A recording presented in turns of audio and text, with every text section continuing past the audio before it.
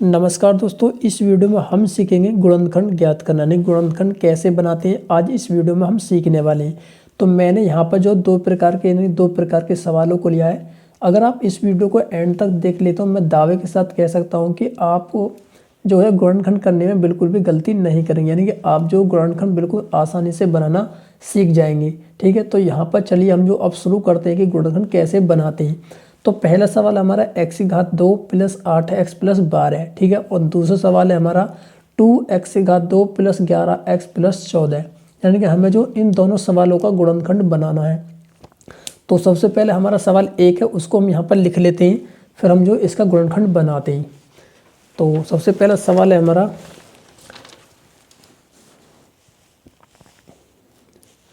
प्रश्न नंबर 1 है x की घात 2 प्लस 8x प्लस 12। ठीक है, तो अब हम क्या करेंगे, इस पहले क्वेश्चन का हम गुणनखंड बनाएंगे।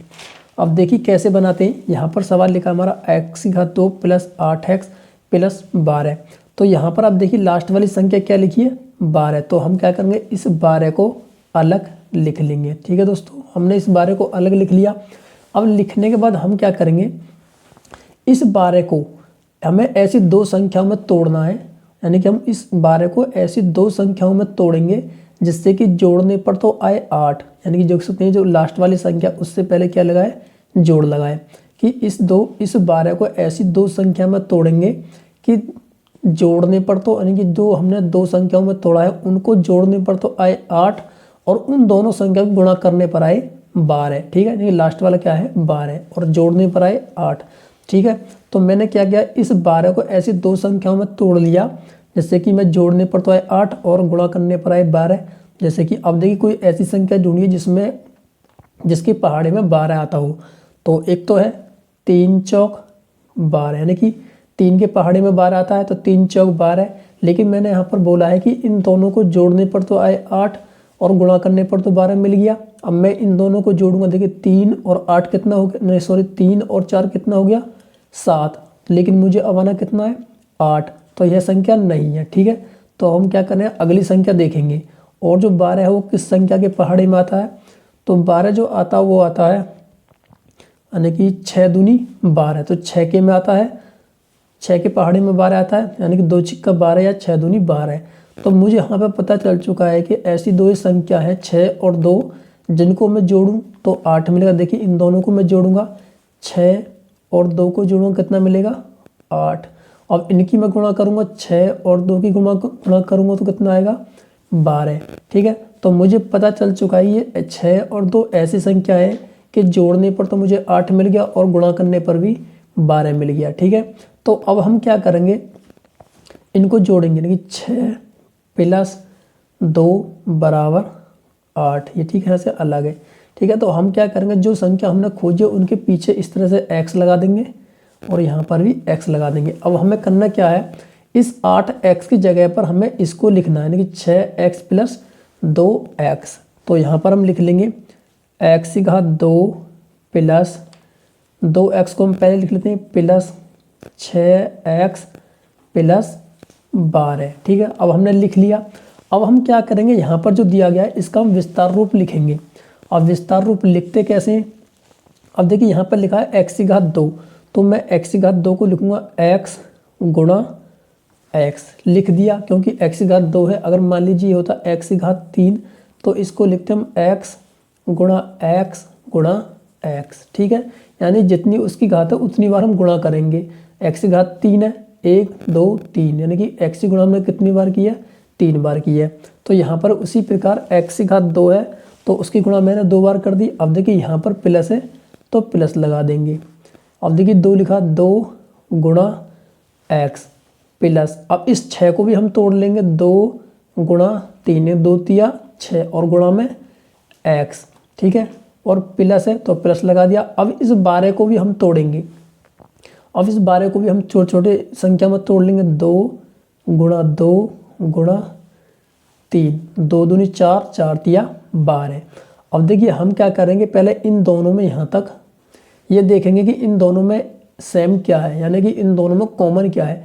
कॉमन का मतलब होता है कि दोनों में एक जैसी संख्या होनी चाहिए। कोई भी पद हो सकता है x y z, कुछ भी हो सकता है, लेकिन दोनों में होना चाहिए। तो अब देख सकते हैं यहाँ पर इन दोनों में क्या है, देखो इसमें भी x है, इसमें भी x है, इसमें एक x ये रहा और इसमें केवल अकेला x है, तो एक तो आ गया बाहर, ये x आ गया बाहर। देखिए इसमें 2 है लेकिन इसमें 2 नहीं है, तो दोनों में कॉमन क्या हुआ, x हो गया। तो अब देखिए हम दोनों में से कॉमन x ले लिया, जो बचेगा हम उसको कोष्टक के अंदर लिखेंगे। देखिए यहाँ से x बाहर चला गया तो अकेला x बचा, यहाँ पर लिख दिया x। अब ये प्लस है तो प्लस लगा दिया। अब देखिए यहाँ से ये x भी बाहर चला गया तो यहाँ का अकेला क्या बचा, 2, तो हमने 2 को कोष्टक को बंद कर दिया। अब हम क्या करेंगे, इन दोनों पर देखेंगे। कभी इन दोनों में कॉमन देखिए कि यहाँ पर दोनों में सेम क्या है, यानी कि दोनों में एक जैसा क्या है। देखिए यहाँ पर भी 2 है, यहाँ पर भी 2 है, यहाँ पर 3 है, यहाँ पर भी 3 है और यहाँ पर x है लेकिन इसमें x नहीं है। तो कॉमन क्या आया, 2 और 3 और 2 और 3, यानी कि 2 तिया 6 कॉमन आया। अब देखिए यहाँ पर हम प्लस लगाएंगे या माइनस, देखिए यहाँ पर प्लस है तो हम लगाएंगे यहाँ पर प्लस, ठीक है। और जो बचा उसको हम कोष्टक के अंदर लिखेंगे। अब यहाँ पर देखिए 2 और 3 तो बाहर चला गया, यहाँ पर क्या बचा, x, तो कोष्टक के अंदर लिखेंगे x। यहाँ पर प्लस है तो प्लस। अब देखिए यहाँ से 2 और 3 बाहर चला गया, बचा के यहाँ पर अकेला 2 और उसने कोष्टक में बंद कर दिया।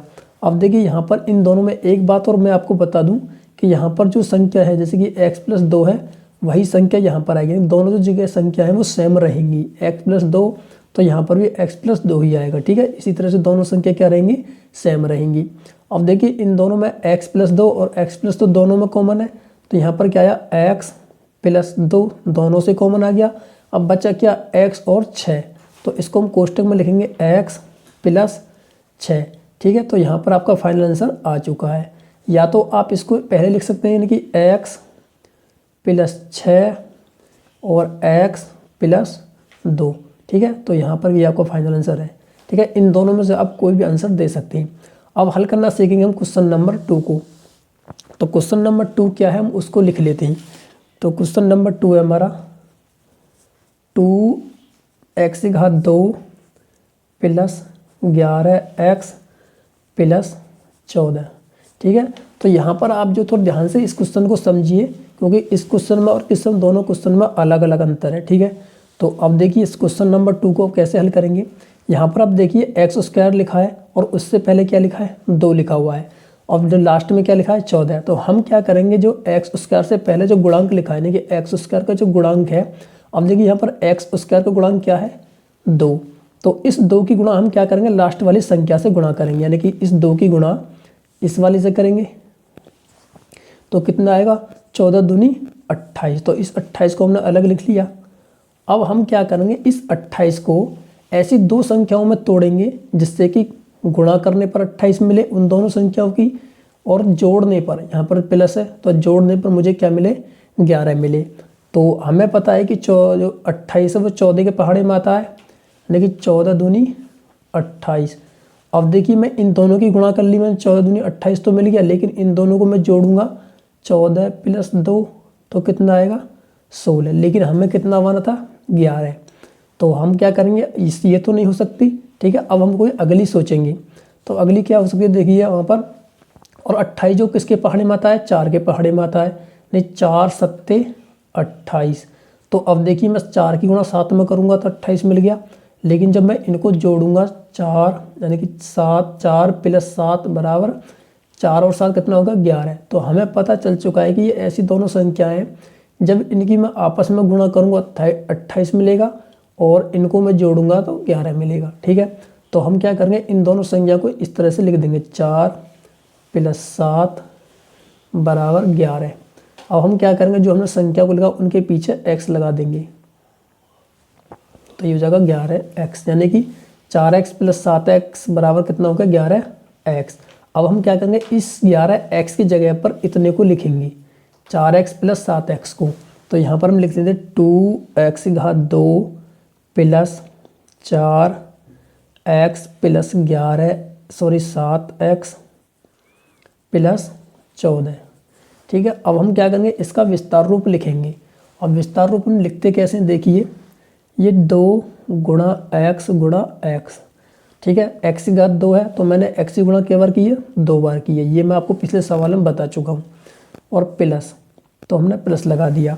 अब देखिए यहाँ पर लिखा है 4x, तो हम क्या करेंगे इस 4 को भी 2 गुणा 2 में तोड़ दिया और गुणा x, और यहाँ पर प्लस है तो प्लस।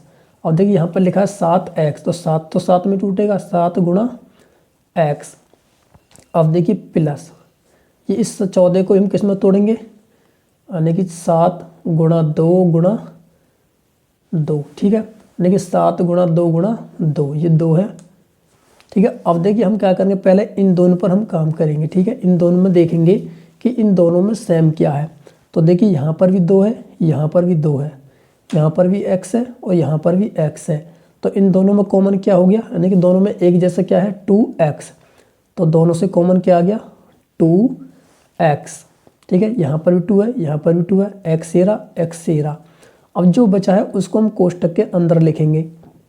अब देखिए यहाँ से 2x कॉमन चला गया, यहाँ क्या बचा केवल अकेला x, और प्लस है तो प्लस लगाएंगे। अब देखिए यहाँ से 2x कॉमन चला गया, ये 2 भी चला गया, ये x भी चला गया, यहाँ क्या बचा अकेला केवल 2, तो हमने 2 को लिख दिया और कोष्टक में बंद कर दिया। अब देखिए हम इस पर काम करेंगे, तो यहाँ पर प्लस है तो प्लस लगा दिया। अब देखिए इन दोनों में कॉमन क्या है, यानी इन दोनों में सेम सेम क्या है या एक जैसा क्या है। तो यहाँ पर आप देख सकते हैं यहाँ पर 7 है और यहाँ पर भी 7 है, और कोई एक जैसा नहीं है, केवल दोनों में 7 नज़र आ रहा है। तो यहाँ से कॉमन क्या आ गया 7, और कोष्टक लाएंगे, ठीक है। और जो बचा हम कोष्टक के अंदर लिखेंगे, यहाँ पर बचा x तो x लिख दिया, ये प्लस तो प्लस लगा दिया। अब देखिए यहाँ पर 7 बाहर चला गया तो अंदर क्या बचा, तो दोस्तों यहाँ पर देखिए 14 लिखा है ना, ये 7 गुणा 14 में 7 गुणा 2 में टूटेगा, ठीक है।